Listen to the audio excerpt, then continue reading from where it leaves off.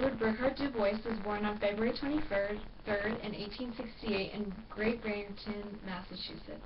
His parents were Alfred and Mary Sylvina Du Bois. Alfred moved to the United States in 1860 and married Mary on February 5th, 1867. Alfred left Mary and William when he was just 2 years old, so his mother worked really hard to support her family, but she had a stroke and passed away in 1885.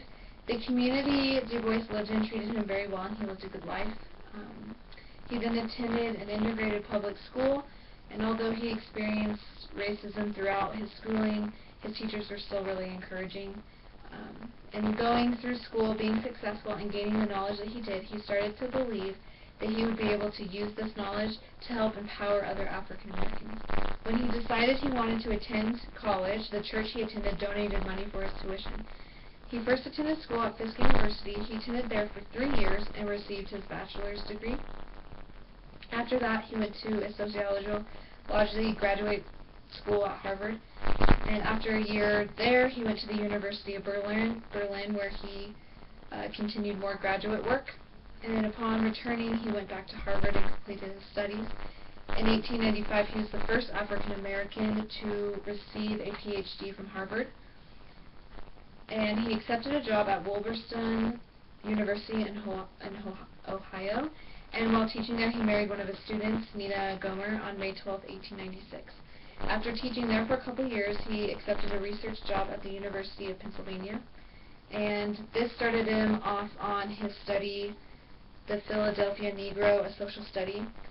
After working at several universities, Du Bois finally settled at Atlanta University. He was the head of the sociology department, and while at Atlanta University, he published that landmark study, the Philadelphia Negro.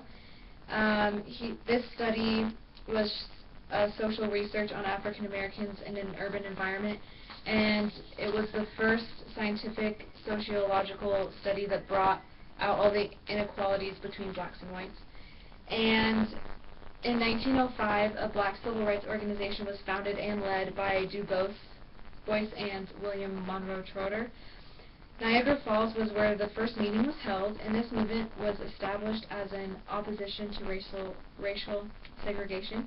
They named the organization the Niagara Movement, and the name was chosen to symbolize where their first meeting was held and the mighty current of change that they wanted to bring. Du Bois and Trotter drafted a Declaration of Principles, and the overall outline of this declaration was their philosophy and their political, social, and economic demands. It started by explaining the process that African Americans had made in all aspects of life, and went into them wanting blacks to be granted the right to vote and equal treatment for all citizens. They declared that education should be made free and required, and they also declared that everyone should have an equal chance of receiving a higher education and should not matter what class or race you are a part of, and had nothing to do with that.